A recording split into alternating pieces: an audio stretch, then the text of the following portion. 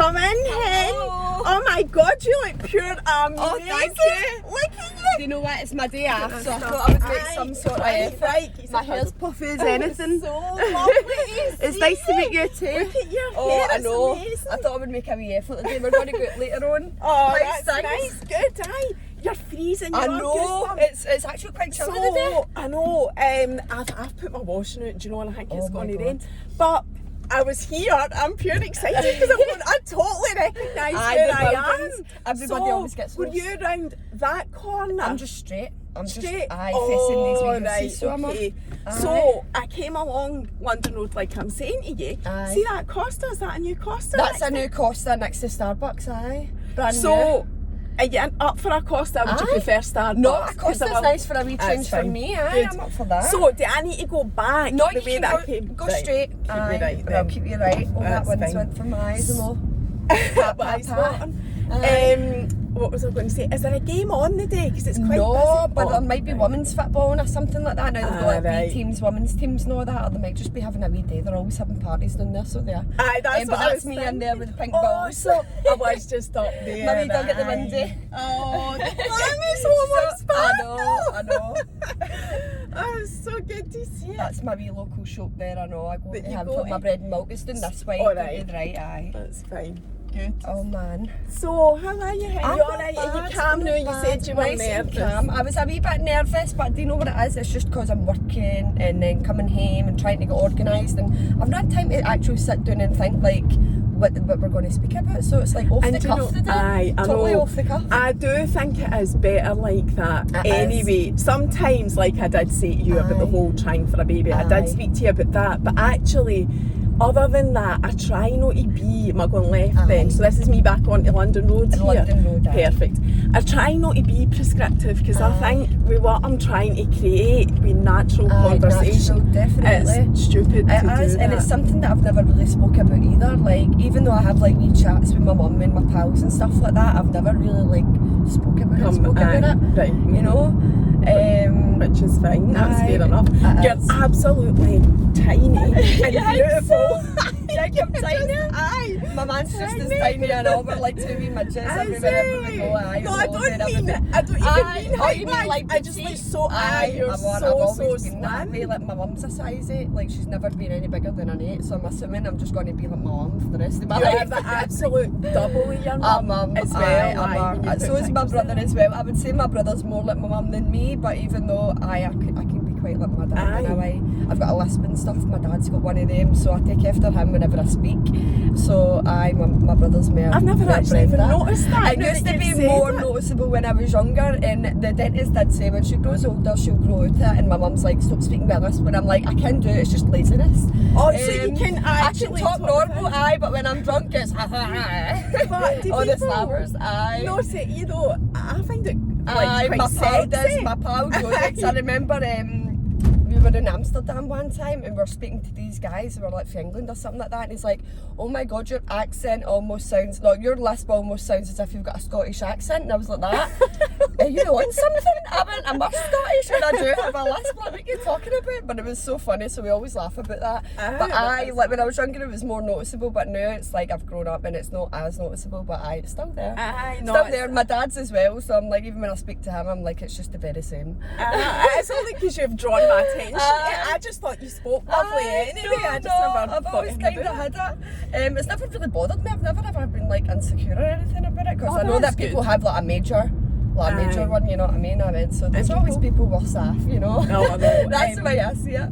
And people can get bullied Oh, I for know. it as well. So Aye, I you're went- lucky. Definitely. Aye. So are you from the East End? Aye, East End, Originally. all my days. Born in Kilmarnock, in Baltic as they call it. Baltic is called Kilmarnock. So usually when you say Kilmarnock, they say Kilmarnock, and that place is just as bad as Aye. Kilmarnock, so you don't want to be getting the two mixed up with each other sometimes.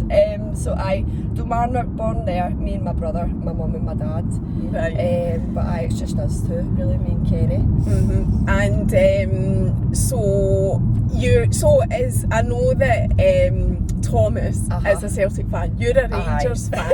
So how did you meet him? And again, like I said to you in my messages, if I ask you anything that you don't want to talk about or answer, just say. But I do think it's most quite of it funny because Thomas was actually a rebound boyfriend. I was actually with one of his friends for like 2 years before I'd met him. Oh my God, his pal? Is he still pal? No. But I was with that guy for like 2 years before I was with Thomas, and it totally broke my heart, and Thomas was like there with the tissues sort of thing. But I met Thomas when he played with St Mungo's Academy, the school football team. And I so was he your pal? I never really knew him at all. I knew of him, but I never really knew who he was. And he played for St Mungo's Academy school football team, and I went to East Bank Academy.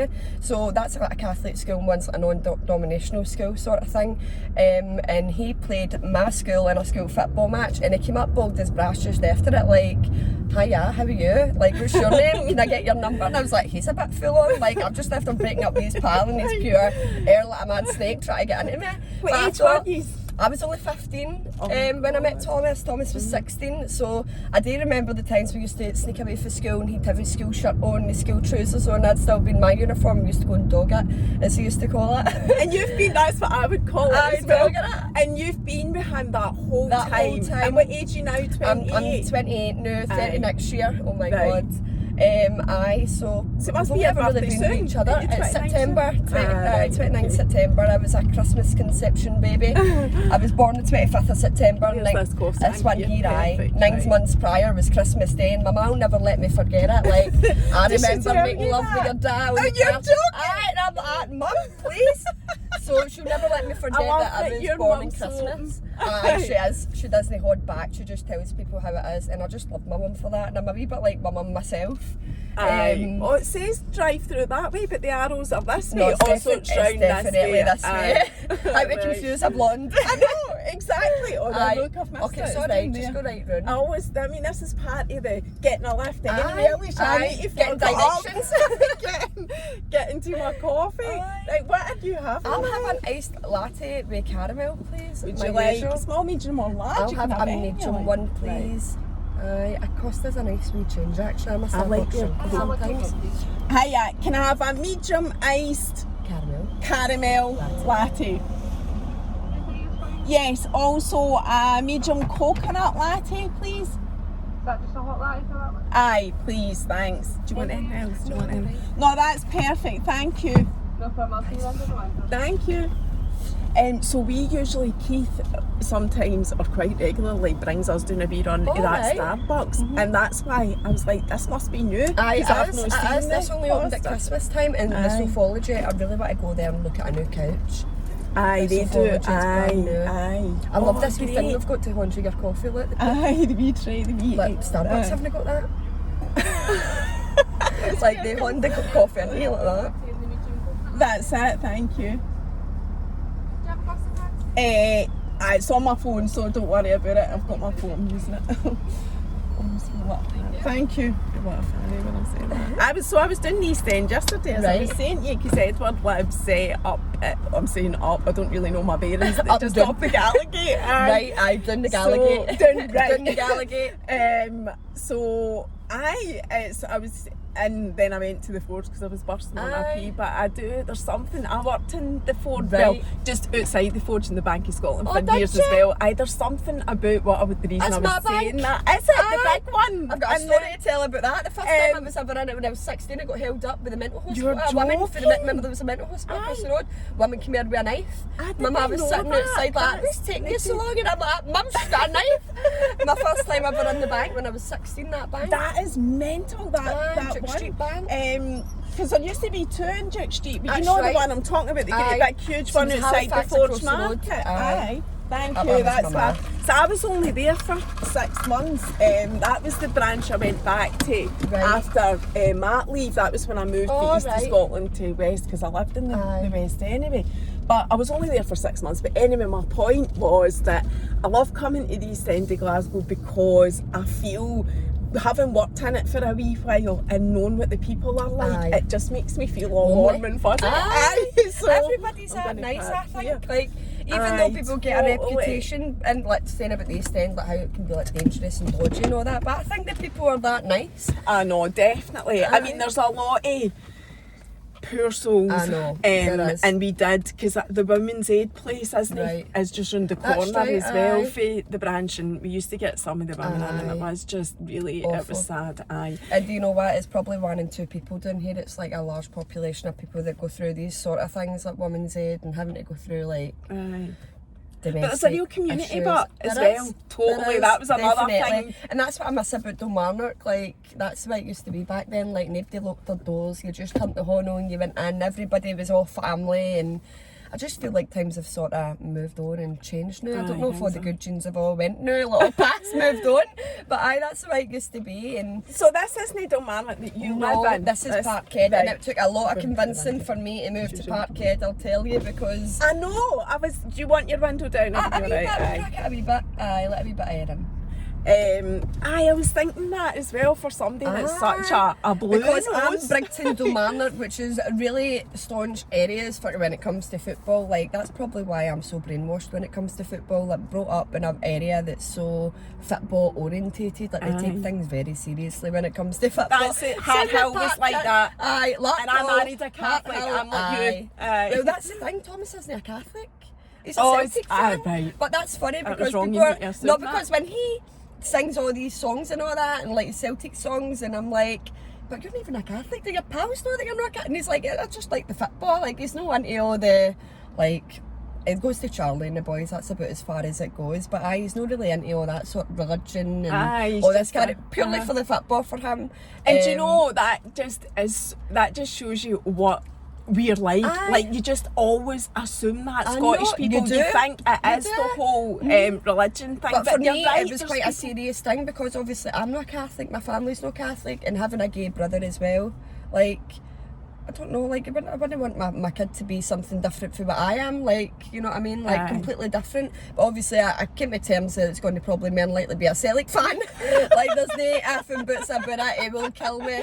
Like you will need to be a Celtic man. That's like, quite admirable that you're willing to let go. I tried to say to him, like, if we have 2 kids, I'll take one, you take the other, but nah. He's like, no chance, we're not having a brainwashed house when it comes to football. And I went, right, okay, you can have it. And then I'm like, in fact, no, but if they like tennis, like they might like something else. Tennis. Because it's like, football can be such a serious thing sometimes for people, you know what I mean? I totally take it too far. I've got such a great group of friends, like we're all mixed company, and we can all sit in an old film and have a joke and a laugh, and nothing gets out of order or like out of control, you know what I mean? We know like whose buttons to push and whose buttons not to push and when to stop, and that's the main thing. But Thomas is just a Celtic fan, he's not really into the religious side of things. That's good to hear. So anyway, going back to when you met him, that story, tell us that. So he came up to me after the football match, and he's like, oh, can I get your number and all that? And I was a wee bit, no, I've just got a relationship. Like people would talk about me going from like one guy to the pal, and then I went, no, do you know what? I went, he cheated on me, I'm going to get his number, I'm going to text him. And we just started chatting for a long time, and I remember asking my mum, like, would it be alright if Thomas can come down? Like, there's 4 years, it was me, my friend, Thomas and his friend. I went, we're just going up to play the PlayStation. And I always remember Thomas going, why has your dad got glass doors in here? And I'm like, that's just my dad. Like, it's like, you couldn't get away with nothing in my house. It was like glass doors everywhere. Like, I remember even your bedroom? in my bedroom and everything, right up until I was about 16, had glass doors in my house. So it wasn't very private or anything like that, but I just remember too is having braces, him being this wee tiny guy, and me just being this wee lassie, you know what I mean? But we used to hang about the streets and get drunk. Thomas wasn't a drinker up until he was about 18, 19, he just loved keeping fit in football. Whether it's me for the age of like 13, 14, 15, we hung about doing the Clydes, and our wee groups got pished at the weekends, laying fields, doing what youngsters do, but Thomas lived more of a sheltered life in comparison to me. And yet you've lived that all the years together. But is he the young your gang? You know, it's a bit cheesy, but does he keep you to bother? Because I'm a wee bit of a wild child, always kind of have been. I love music, I love going out, having fun and partying. My mum's the very same. Like, we've owned pubs, my mum and dad's owned pubs, my family's owned pubs, and my mum's always kind of ran it. And she's like Coyote Ugly when you went in at the weekend. She'd been top of the bars, she'd be spraying everybody, free drink for everybody, and like, I must just take after my mum. And like, I'll always remember like my mum taking me to work, waking up at like 2 in the morning on the on the couch in the pub, and they would all be singing and dancing. And I'm like, Mum, you've left me. And she went, oh, the Ben's here. She's got pissed and forgot about me, and I'm lying in the corner on the couch. Are you the youngest? I'm the youngest, so it's only me and my brother. There's 5 years between us, but we're really, really close. He's my golden shilling. He's coming home from Dubai tomorrow night, so I'm so excited. I'm going to go and pick him up for the airport. I've not seen him in a wee while. He'll be tanned as anything. Nice. But just us two. Thomas has got a brother as well. He's got a younger brother. Who goes with my best friend Ashley. Oh really? So we're like, so there's Ashley, Alicia, Connor and Thomas, and everybody just always gets us mixed up because Connor and Thomas look like twins. Like, I don't think they look like twins, but everybody says they look so alike, so they always get mixed up with who goes with who, and if I'm Ashley and if she's Alicia. So it's always been quite funny, but we're really close. Oh, that's lovely. It is. It's such a close-knit community, the whole thing. So you've been with him since you were that young, so I have only known you and followed you since last year, I think it was, because that was when I really discovered, I keep saying this, the home community and all the people that I know now. So I don't know a lot of your history at all, you and him. Now I know you're engaged, definitely, I know that. Been engaged for ages, forever engaged, never married. Are you not getting married? We are getting married, but it's just one of the things, like trying for a baby. As you know, I'm a bio child, and the thought of being fat and pregnant on my wedding day isn't for me, let's be honest. Like, so that's not your main the first thing that you want to do? The first thing, we want to have a baby first, because obviously when COVID hit, that's when we were planning on getting married, and thankfully we hadn't booked anything, we hadn't paid for anything, so we were quite lucky in that sense. But when we came back from Ibiza in 2019, we had the conversation on the flight home, like, no, we're too old for this now, we need to settle down, we need to get our act together, this is like no right. Did you have your house then? We had our house then, we got our house in 2018, so we've been on for like 4 years now, can't believe we've been on there for 4 years. Is that your first house together? Our first house, we were going to get a flat in the beginning, and it was actually facing Celtic Park, and he's like, the house that you viewed, you could actually see into the stadium, and I went, are you doing this just to purely annoy me? Because that's not a hope in hell that that's going to happen. And then thankfully they built the houses, the Cruden houses, and we went to view them, and at first I was like, no staying in Park Keed.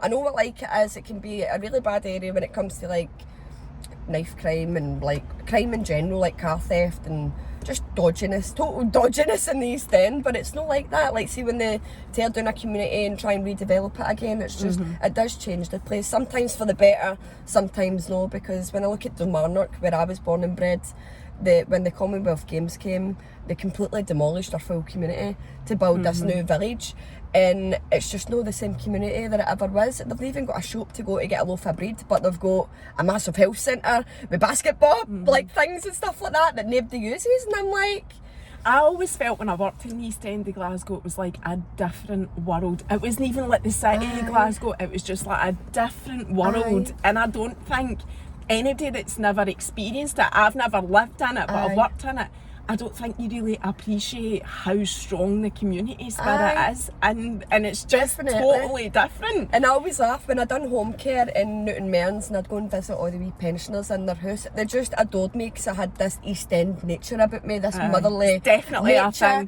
They would go, there's Alicia, because it's hiya, it's Alicia, and they would just know with my East End accent, whether it's people maybe are a wee bit more reserved, don't have much a loud voice maybe as people from the East End. I don't know, it's definitely a thing though, and it's definitely a comforting thing and something that you want to be around, totally, for me anyway. So before, I know we are going to talk about the whole baby thing, I don't want to go straight to that now because there's so much other stuff I want to know first. So you need to tell me about the proposal. So we went to Mexico. I always thought, like, we'd been together 10 years at this point before he asked. Oh my goodness, there's always mental things happening right there.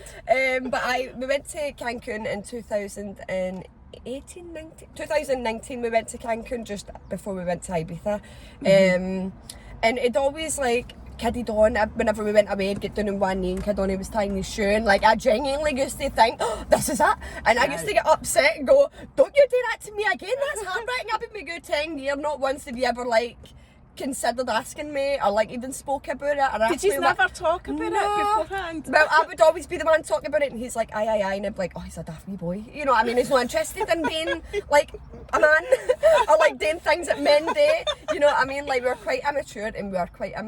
And then in Mexico, I always laugh because he's like, you want to do paragliding, we'll go and do the paragliding. And I'm like, no, I mean, do you know how many people died in that a year? And we're in Mexico, like, they're at health, like the health and safety legislation's probably under the same as the ones we've got back home. I went, no, I'm not doing it. I mean, I'm not doing it. So we never done it, and the first few days had passed and it was amazing, and I can remember him being a wee bit shifty, and I just knew that there was something on his mind that he wasn't telling me, but I was worried. Like, I didn't think it was a good thing. I thought it was maybe a bad thing. So my dad had cancer at the time, and I was really worried about it. And I thought maybe he knew something that I didn't know, and I knew there was something that he was holding back on. And then as the days passed, we had a thunderstorm for 3 days, and in Mexico, it's really, really, really bad. Like, the streets were completely flooded. We were stuck in the room for 3 days, and all I done was going about and cleaning. I'm making the bed, and I'm making swans out of towels, and I'm in all the cupboards. Right? And he's gone all jittery, and he's gone, you just sit down.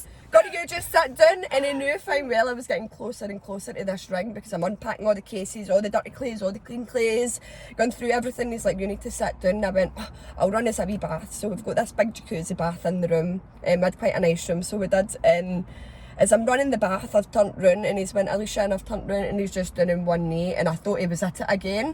And I burst out greeting, and he just opened this wee box, and I was like, oh my God, I can't believe he's just asked me. And I burst out greeting. I was literally Kim Kardashian, ugly greeting for 5 minutes. I think with just everything that went on in my life at that time, like with uni and my dad not keeping well and stuff at home, I was like, it just meant so much to me. I know. And you know, you've mentioned the uni there. That is a lovely story, and I did want to know it. But I didn't even know about your degree. Not that it means, you know, in terms of, you know, it doesn't mean anything. It's not a status symbol. Well, I don't see it like that. But I didn't know any of that till you posted that memory the other day, and I'm like, I knew you were a clever cookie anyway. Oh no, I never knew I was a clever cookie. I totally, never, honestly, that's why I went to uni, because my brother just pushed me.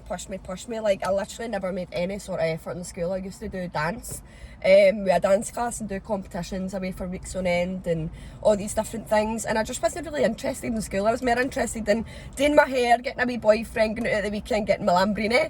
Like, that was my teenage years. Like, school just wasn't for me. And then leaving school and getting a job and realising that I was on like I was working in retail, and I knew that this salary that I was on wasn't going to get any better, and you're just a number in this place, like, when it comes to retail. And my brother went, you need to go to uni, you can do this. I went to college, done my 2 years, got my HND. What an amazing guy your brother is, being able to say that to you, and he knew and he saw it in you. My mum and dad's like, it's alright, hen, I'm daft and all.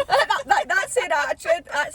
I'm so really your brother parented you? He did. He pushed me and made me do these things, and like, helped me through uni as well. So obviously I never knew what Harvard referencing was, and we never got taught that at college. And obviously we're going into second year at uni, and they're expecting you to know all these things, and I never knew any of these things. Like, I did you go straight into second year in uni after getting my HND? So it was meant to be a 4-year course at uni, but it obviously turns out to be 2 years. So I done my HNC, my HND at college, moved into second year at uni, done my second year and third year.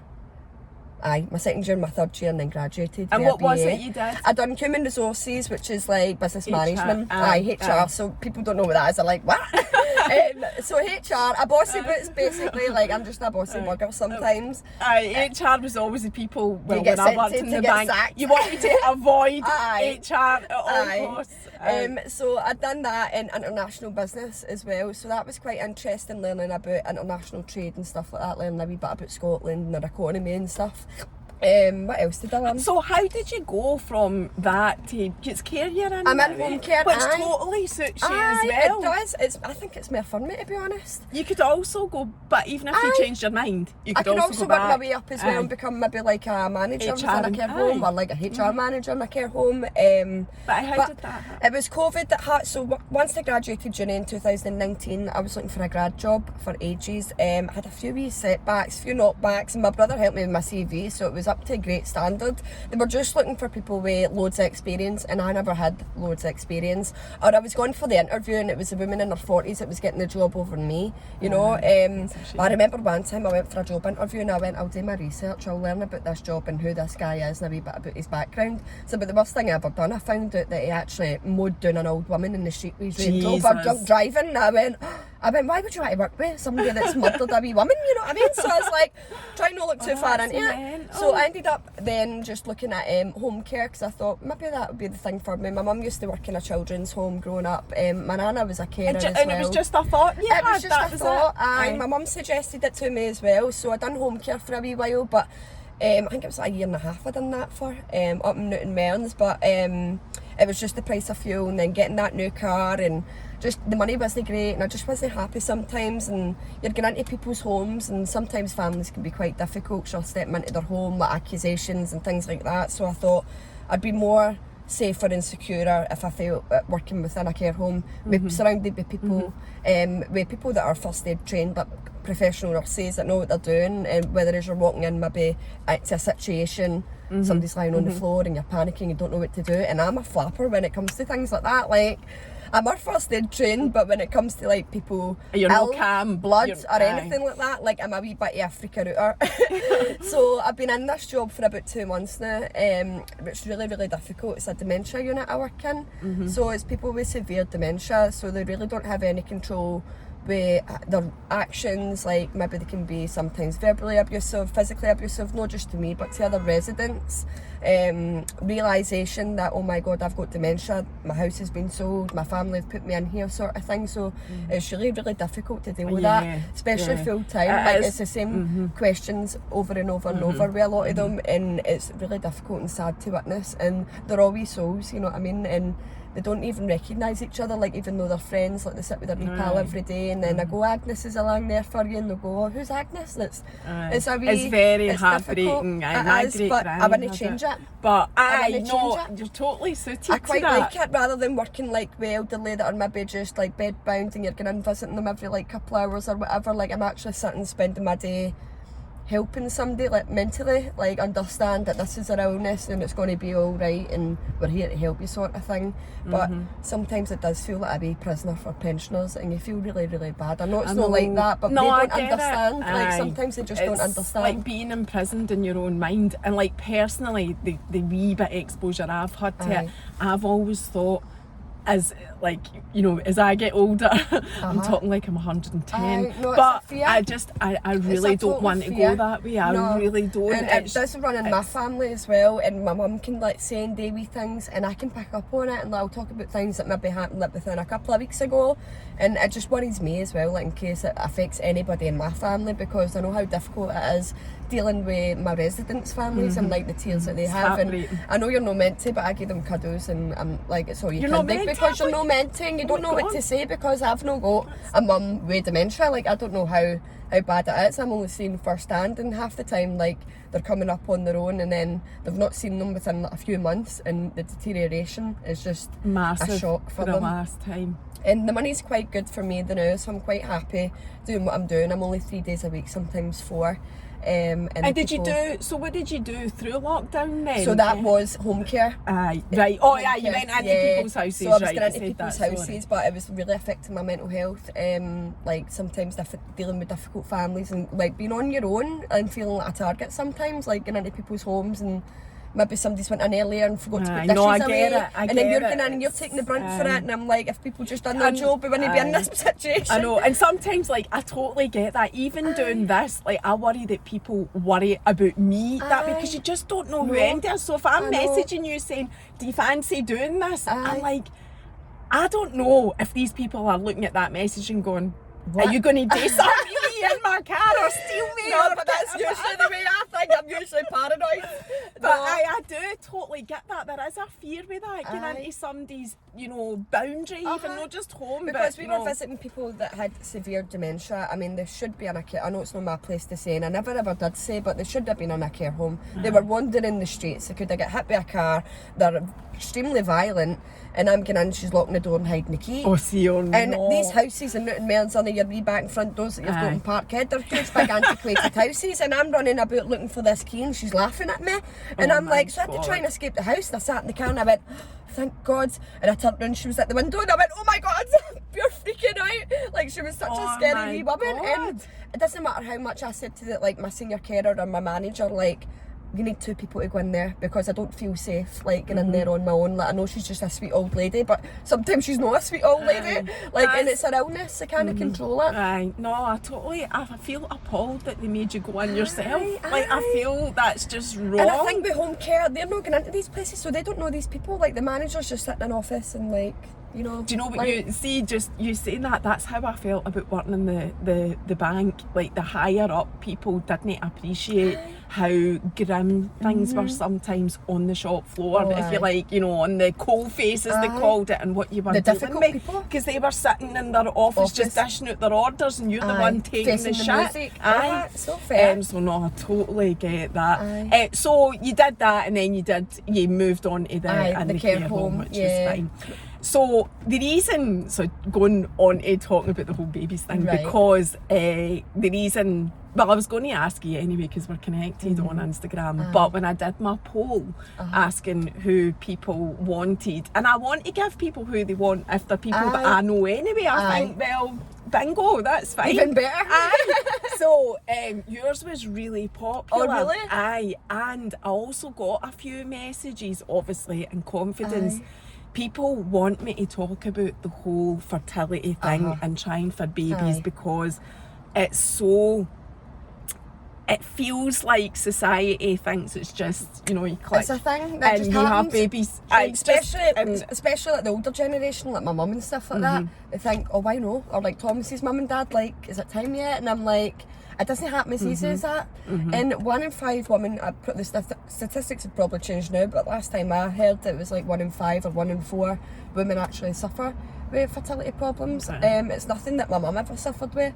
Nobody that I really know. Like, I know people on Instagram and stuff. But maybe they do, and you just don't know because they don't talk about it, which I totally get as well, and we'll come to that. But so when it started, because you actually had a conscious conversation with Thomas about trying for a baby, so when was that? Was that on your flight back? That was on the flight back from Ibiza, and we had the conversation like, we're going to come off everything, we're going to start trying, and we know what we want now, like, we're engaged. Well, at this time, were we engaged?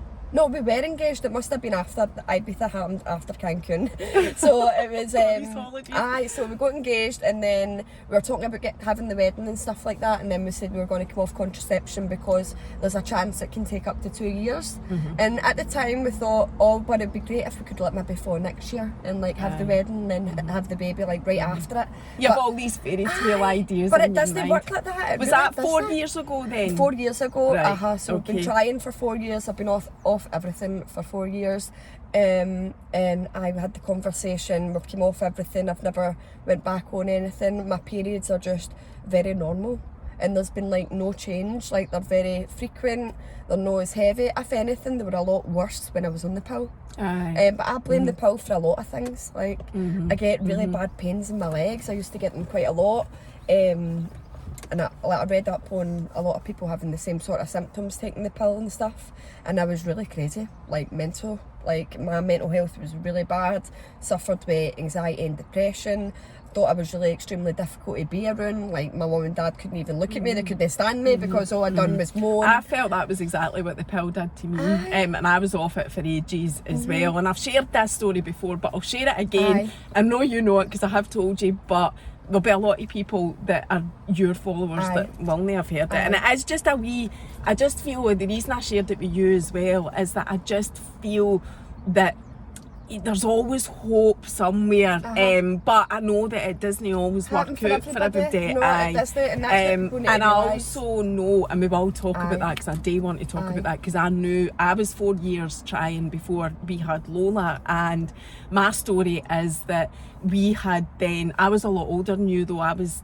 38 when I had Lola, so I was like 34 when I started trying, and Kate's even older than me, so, and neither of us had any kids, so I knew like you've always got that clock ticking at that age. You're much younger, but at that age, the clock, the pressure is on. you feel pressured, but it's pressure that you put on yourself. Yeah. But then there is the outside world, which, like I say, I'll come back to that. But I then decided that I came quite obsessed with it, Alicia, like totally fucking obsessed, counting all the days, doing the ovulation tests, and taking pregnancy tests when you were like and one day late, I knew it. like just absolutely mentally, it totally grips your mind. Does. Like loads of things with being a woman, but that mentally totally grips your mind. And eventually I had the conversation with Keith that I think I need to make steps to find out one way or the other, because I feel it's overtaking my whole life, and mentally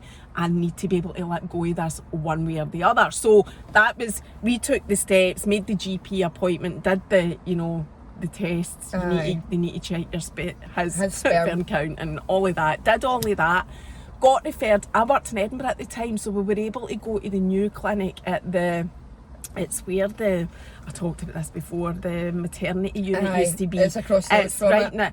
I mean, why they do that, put infertility clinics next to maternity clinics, I mean, surely, on one hand I get it, but on the other hand it is fucking heartbreaking. An already difficult situation made a million times worse when you're going to that. So we were referred to the specialist, and I remember it. I waited months for the appointment. It was March, and the day of the specialist appointment in the infertility clinic, that morning I took my period. Now, we still went to the appointment because I was like, I fucking waited this long. I'm not gone now. But you're doing it on the NHS as well. So we went, and the guy was lovely. And I did say to Keith, because even this whole trying thing had mentally possessed my mind, I said to him, I'm not going down the road of IVF. I'd done my research on IVF, right? And I knew what the stats were, and I knew how it worked and all of that. And I just thought, if this is me just normally trying to have, like, fall pregnant, I could not cope with the mental strain of going down the IVF road. Now, I said this before as well, I totally take my hat off and respect to people that do it. It's you know, and I know people have had IVF babies. So my pals are IVF baby, how many brother? Well, there's people that tell you that and you're like, wow, that's amazing. But for me, mental health wise, I just don't think I could have coped with it, right? So gets to that appointment, and I'm like, we'll have the conversation with the specialist. There was loads of reasons why he thought it was the case. I had an abnormal smear when I was 28 as well, and I had the cells removed. And one of the risks of that is that it can block one of your fallopian tubes. And he had said to me, the likelihood is, I mean, you had years and years of experience behind them, that's what it was. Now, the way that they confirm that is by doing the dye test. So they put the dye into your womb and tubes and whatever, and they check it on the... Is it quite painful as well? But I never got it. That's what I'm about to tell you, because I take my period that day. So this consultant said, well, but we would have done that today. He said, but we can't do it because you've taken your period. So we'll need to make another appointment. Of course, it's the NHS, fucking another 3 months for that first appointment again. You know, and the whole time you're like, oh my God. So came out devastated, you know, walking past the maternity unit, back to the car, back to square one, absolutely devastated, and just thought to myself, it's just never going to happen naturally, and I'm just waiting on him telling me that. You've got yourself signed off with doom. You just think there's never going to happen. So that day, that was the first day of my last period, and I fell pregnant. The next month I missed my period and I fell pregnant. So, and I always get goosebumps when I tell this story. It's just incredible. So I had to phone the hospital and say I need to cancel that appointment, and I always and I was feared because I was only like maybe 6 weeks when I phoned them, so you're terrified then of losing the baby, and I had a bleed at 9 weeks as well, and I had to get an early scan and blah blah blah blah blah, and your life is then consumed by, so now I've got pregnant, I'm convinced I'm going to lose this baby. You're consumed by that. You think of the worst because nothing in life's promised. No. So, but when I phoned them, them, and they were like so overjoyed. That phone call will stay with me, I think, for the rest of my days. When you're phoning the infertility clinic to say you don't need to come to your appointment, they're just they were probably so glad for you. I think they were great. I was like, I'm leaving, great. They probably were, because they probably deal with people so much like that are really infertile, and they know like women can think, you know, the way women are, we think, oh no, it's never going to happen. That's the way you do things sometimes. So I just again wanted to share that story because it's nice. It's a lovely story, and I love hearing everybody's lovely stories. Like, I've got loads of friends on Instagram, and I've watched them on their journey, and now they've got their wee boys or their wee girls now, and they're coming up for one, and I just think it's amazing. Like, it does happen for a lot of people, and it can happen, but for a lot of people, like, it doesn't. It doesn't. And I've got friends like that as well on Instagram. Such a lovely lassie, and her partner as well. And we've had the conversation. Even me and Thomas have had the conversation. What if it never happens? Like, I know fine well that it would hurt him more than what it would hurt me, because I'm quite happy us two. But even though a baby would be amazing, but I could just buy like a few puppies and like still be sort of sad. But I really do. Every woman wants to be a mum. Well, most women want to become a mum. No, I would. But I know fine well how much he wants it, just that wee bit more than me, sort of thing. Because it took a lot of convincing for me in the beginning. Whether I was always like, I'm still young, it will happen. But now I'm like 30 next year, and I'm like, God, it's not happening. It's been 4 years now. Like, is there something wrong? So I've had my smear. I've had a fertility test, and everything's all right at my end, that I've been told. I've not had the dye test or anything done, because Thomas needs to do the sperm test. That's right, you don't get referred for that till you get the sperm Thomas, test. His choice completely, and I'm with him on that. He doesn't want to go in and do the sperm test. He thinks we're still young. It's a big thing for and men. It is, and he's not confident enough, and he's like, what are you going to do? Like, do you need to go in a room? I remember it. No, well, I'll tell you what Keith did then, and I don't know if this will make any difference, but Keith was, so I was like, I say, 37, because I was 38 when I had her eye, so I was 37 at this point in time, so he would be 42. So Keith is older than me, is that right? I never fucking get his age. I never get his age right. It's terrible. Right, so he'd be 42. So he was well, and he's your typical, I would say, probably very like Thomas, Glasgow, born and bred, fae the mountain, worky, you know. He's just a grafter. That was so for a you know, just a stereotypical working Glasgow working man. He wasn't that comfortable with it either, right? But I think he did it for me. But what we did was they gave us the wee cylinder or tube or whatever. They do, I mean, you could obviously get involved and make it a bit more enjoyable. It's off, you know, it's like, I'm getting a Hondo.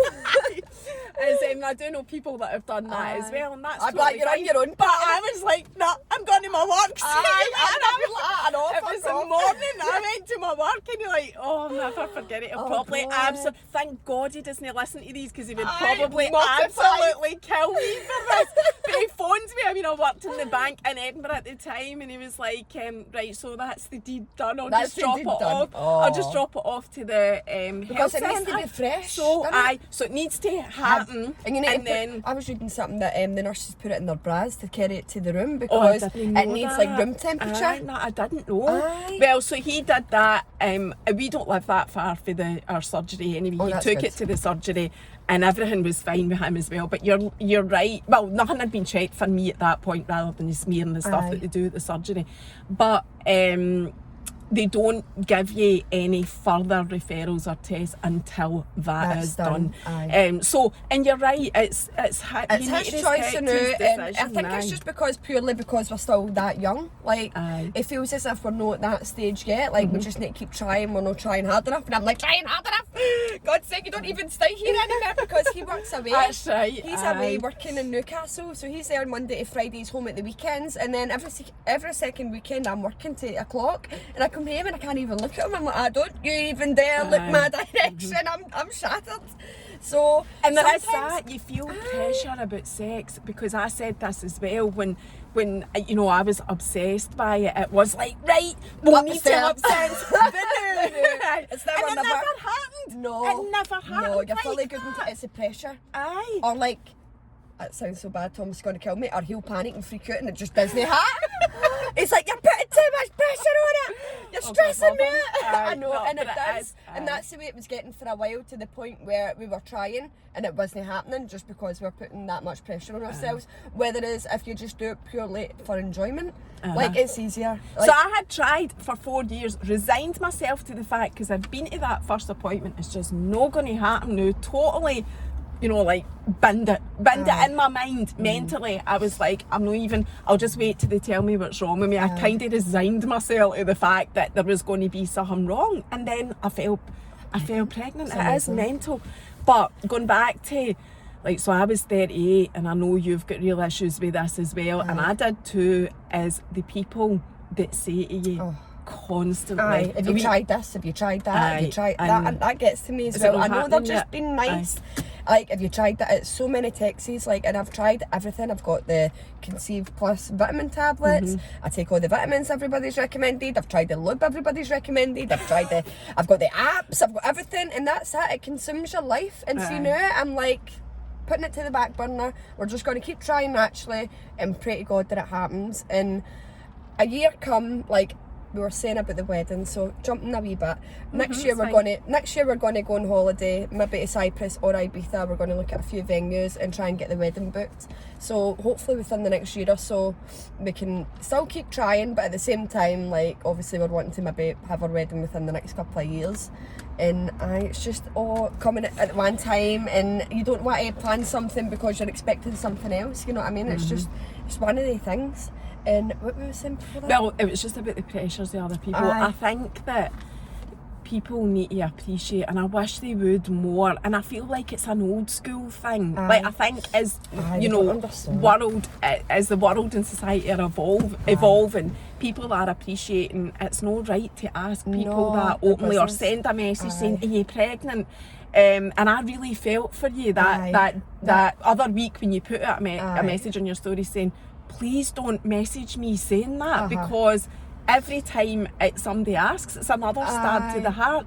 And I used to feel like that, and know that I, you know, have any issue with anybody else getting pregnant or having babies, but see when you're in that position and you are desperate to be pregnant and people are sending you messages or other people are getting pregnant and whatever, all you can think is, I feel like it's everybody bar me. Everybody's having babies, and you've got friends that aren't, but you do feel like that, like you've got this big pressure on yourself of, why is this not happening to me? And the other thing is, like, Alicia, you've got your house, you've got your man, your nice car and your job, and I'm like, but that's not everything. Like, there's more. Like, that's not, I know that's everything that people maybe look at and idolise. I went, but we're wanting a family, and maybe like the person that's saying it's got 2 kids of their own, maybe starting a wee flat or whatever, and I'm like, but you've got what I want, you know what I mean? Like, people don't understand, and they think that you've got this amazing life, but they don't think like what it is I really do want, you know what I mean? And like, I would give anything to be able to, like, I'd give up my house and move into a wee flat if it meant that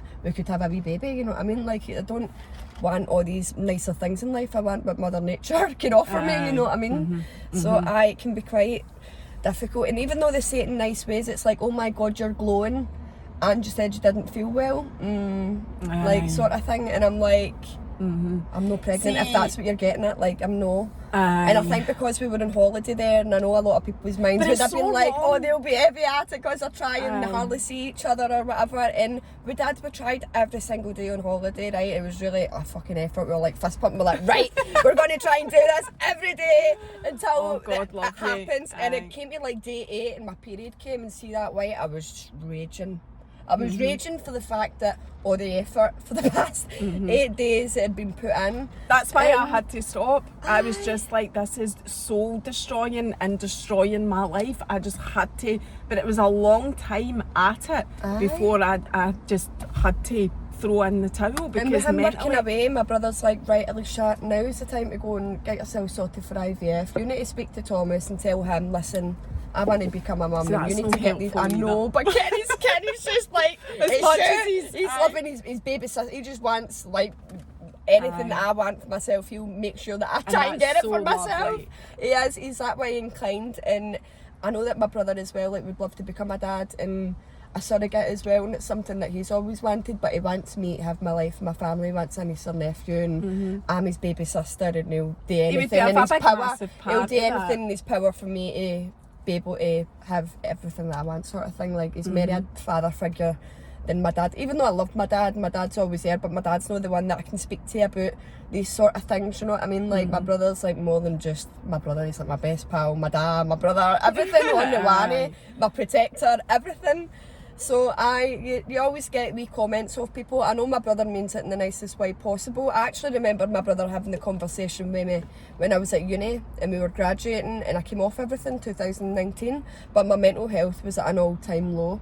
And I remember screaming frantically, hyperventilating about my dissertation not getting printed off right. It was coming out back to front, upside down, due in an hour. I'm vibrating, shaking like a bag of gingies, going, no! My full 4 years is going to go down this morning because I can't get this printed off. And I was fainted on the floor. Oh my God! My brother, he's grabbed me and went, Alicia, get a grip of yourself. He went, look at the state of you. He went, and you're wanting to become a mother. He went, you need to. And I remember my pals all get raging. They go, who is he to fucking say? Because they get pissed off. And they went, you'd be a great man. I went, I know, but it means it in the best way possible. And that's just the way that sometimes he is. Sometimes you need people to say that to you, though. Aye. Like, I would, if I was to share some of the things that Keith said to me, Aye, you know, people that's like fucking that.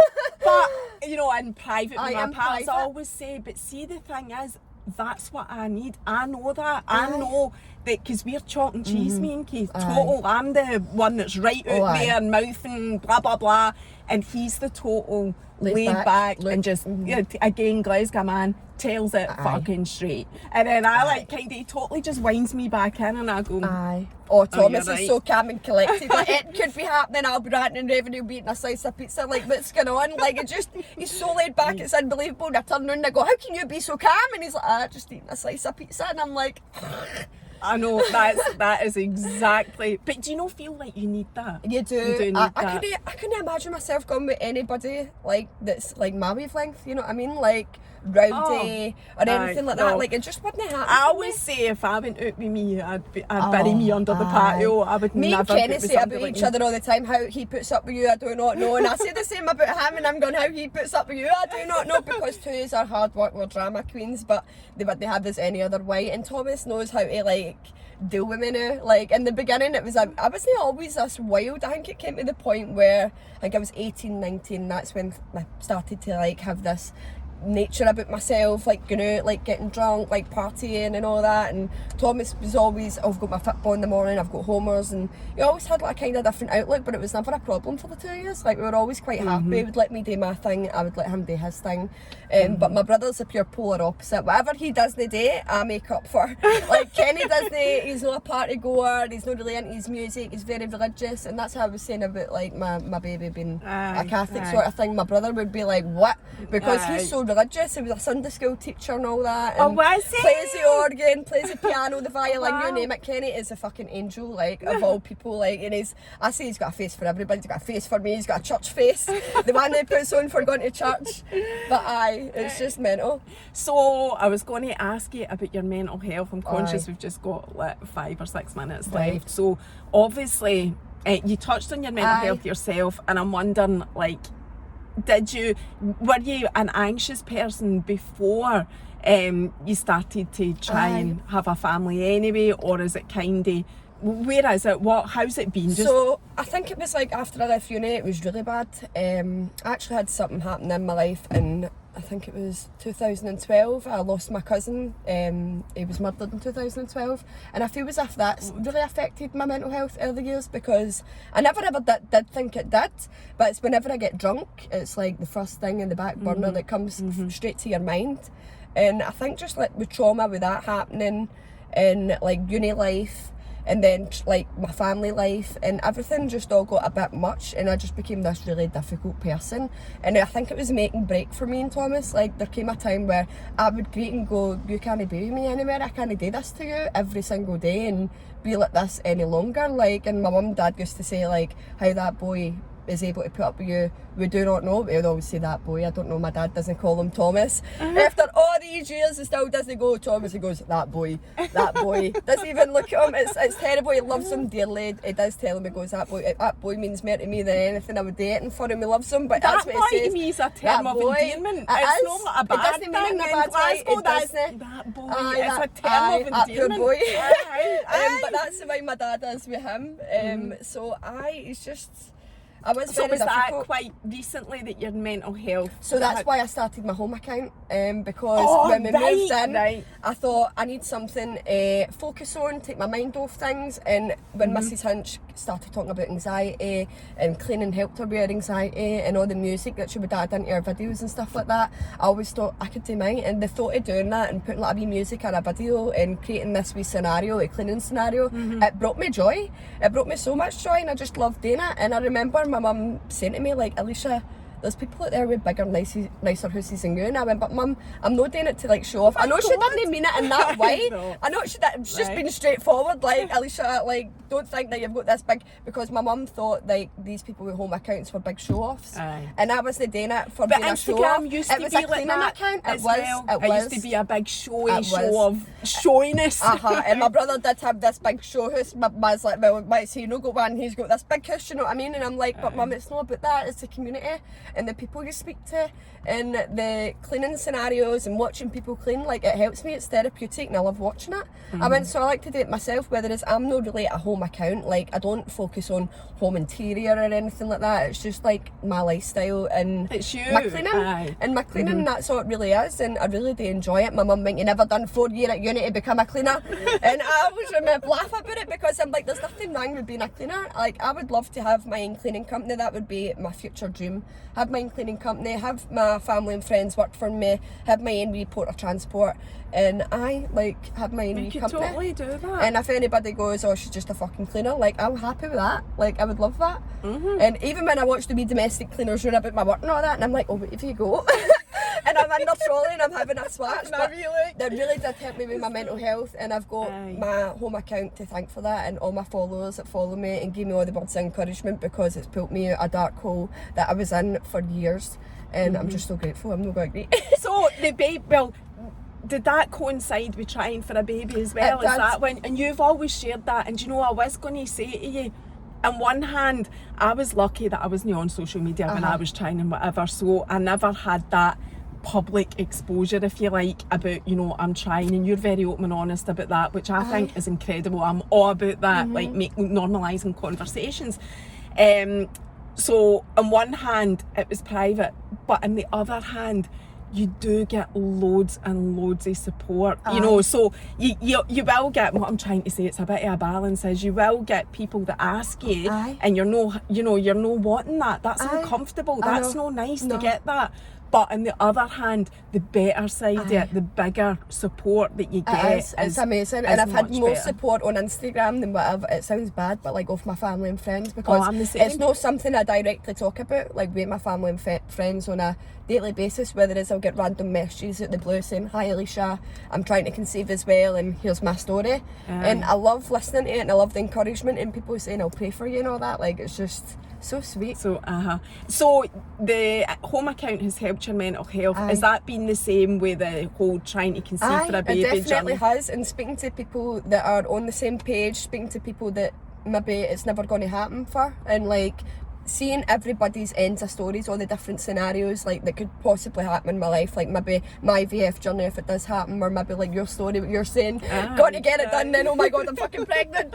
So that kind of story, and then I've spoke to people that it's just never going to happen, and I've had that conversation, and I've came to the realisation that it's not the end of the world. Like, no, that was what I came to realise, and it's typical, you come to realise that and boom, you're pregnant. But I was like, I'll just manifest it, like I don't care. I don't care. No, I know, exactly. And the thing is, I'm not going to ask you about what you're going to do now. You've touched on IVF. I'm not going to ask about, we all know there's adoption and fostering, blah, blah, blah.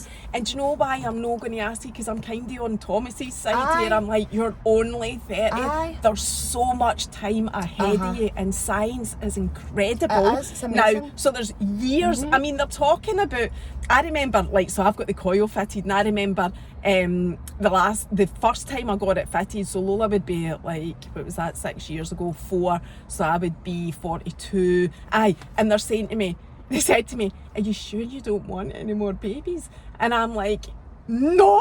I said to them, I'm 42. Like, oh my God, I don't want to be. And she said, oh, you can, you know, it's quite normal to have a baby up to 46. So, now, reality is, you know, it's now much more accepted that you can have babies much later. It wasn't what I wanted, absolutely not. I've done my bit for society. I am done. But that's another story that we can talk about another day. But anyway, thank you so much for coming to chat. I know, and it's been lovely to catch up with you, and I hope that we can do it again and maybe have the next chapter, the next chapter of the story. Hopefully, fingers crossed. Yes. Thanks, my Thank you very much. See you later. Bye.